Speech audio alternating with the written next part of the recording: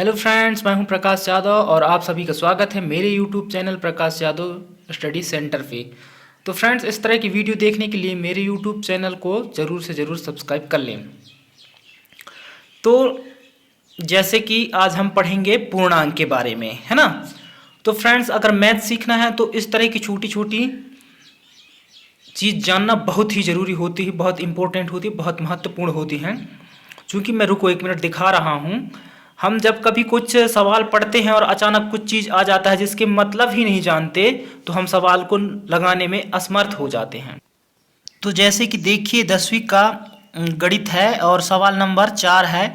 इसमें लिखा है कि यूक्लिड विभाजन प्रमेय का प्रयोग करके दर्शाई किसी भी धनात्मक पूर्णांक का वर्ग कह रहा है। अब देखो, अगर हमें धनात्मक पूर्णांक का मतलब ही पता नहीं है तो उसका वर्ग कैसे करेंगे। वर्ग ही पता, जैसे कि मतलब बहुत से लोगों को तो पता है, मतलब लेकिन कुछ लोगों को पता नहीं रहता है ना। मान लो हमें पता नहीं है कि पूर्णांक क्या है, तो हम ये सवाल जो है उसको हम लगाने में क्या हो जाएंगे, असमर्थ हो जाएंगे, नहीं लगा पाएंगे, क्योंकि समझ ही नहीं पा रहे हैं कि पूर्णांक ही क्या है।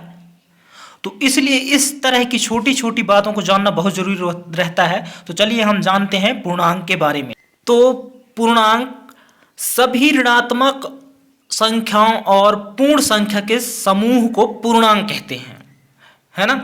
तो इस तरह की छोटी छोटी बात जानना जरूरी है। जैसे ऋण 1, ऋण 2, ऋण 3, 0, 1, 2, 3 आदि अनंत तक होते हैं। जैसे हम किसी भी संख्या को संख्या रेखा पर निरूपित करते हैं तो इस तरह से लिखते हैं सबसे पहले, है ना।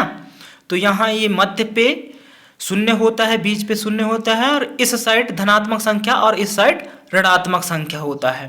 तो ये 0, 1, 2, 3, तो ये कौन सी संख्या कहला गया, पूर्ण संख्या, और यहाँ ये ऋणात्मक संख्या। तो ऋणात्मक संख्या और पूर्ण संख्या का एक समूह बना है, यहाँ पे बना है।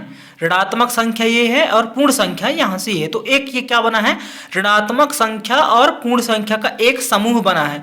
तो ये जो समूह है, इस समूह को हम कहते हैं पूर्णांक। ऋणात्मक संख्या और पूर्ण संख्या के समूह को हम पूर्णांक कहते हैं। तो आशा करता हूँ फ्रेंड्स कि आप पूर्णांक समझ गए होंगे। लेकिन अब जान लीजिए पूर्णांक का प्रकार। जैसे कि अभी 10वीं की मैं गणित में दिखाया हूं कि धनात्मक पूर्णांक क्या होता है ना, और ऋणात्मक पूर्णांक क्या होता है, शून्य पूर्णांक क्या होता है, ये भी हम जानेंगे। तो पूर्णांक का जो प्रकार है वह 3 प्रकार के होते हैं, धनात्मक पूर्णांक, ऋणात्मक पूर्णांक और शून्य पूर्णांक। तो चलिए हम समझ लेते हैं धनात्मक पूर्णांक क्या है। चूंकि जब तक हम इस तरह की बेसिक चीज नहीं समझेंगे, हमारा न्यू मजबूत नहीं रहेगा, तो हम देखो जानेंगे जरूर मैथ, लेकिन उतना अच्छा समझ नहीं पाएंगे और हमें बहुत दिक्कत जाएगा, कठिनाई होगी। और अगर हम इस तरह की छोटी छोटी बातों को समझ रहे हैं, जान रहे हैं, तो हमें मैथ इजी, सरल लगने लगेगा। तो जानते हैं चलो कि ये धनात्मक पूर्णांक क्या होता है। तो धनात्मक पूर्णांक होता है फ्रेंड्स, धनात्मक पूर्णांक, इसके बारे में हम जानते हैं। अब ये धनात्मक पूर्णांक सभी धनात्मक संख्याओं को धनात्मक पूर्णांक कहते हैं। जैसे 1, 2, 3, 4 आदि अनंत तक होते हैं। तो वह संख्या जो धन में हो वह क्या है, धनात्मक पूर्णांक है। वह संख्या जो धन में हो वह धनात्मक पूर्णांक है।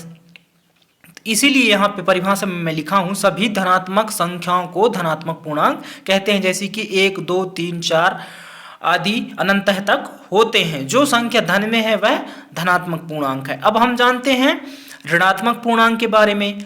तो ऋणात्मक पूर्णांक फ्रेंड्स, सभी ऋणात्मक संख्याओं को ऋणात्मक पूर्णांक कहते हैं। जैसे ऋण 1, ऋण 2, ऋण 3, ऋण 4, ऋण 5। तो जो संख्या या अंक ऋण में हो वह कौन से पूर्णांक कहलाएंगे, ऋणात्मक पूर्णांक कहलाएंगे। अब हम जानते हैं शून्य पूर्णांक के बारे में। तो शून्य पूर्णांक ये है, शून्य ही है। शून्य पूर्णांक शून्य ही है। शून्य क्योंकि ना तो ऋणात्मक है और ना ही धनात्मक है, तो यह एक शून्य पूर्णांक है। अब आशा करता हूं फ्रेंड्स कि पूर्णांक के बारे में अच्छे से आप समझ गए होंगे। सो फ्रेंड्स, प्लीज़ मेरे YouTube channel Prakash Yadav study centre को इस तरह की बेसिक चीज़ों को जानने के लिए और मैथ सीखने के लिए ज़रूर सब्सक्राइब करें, कमेंट्स करें, वीडियो को लाइक करें। Thank you so much.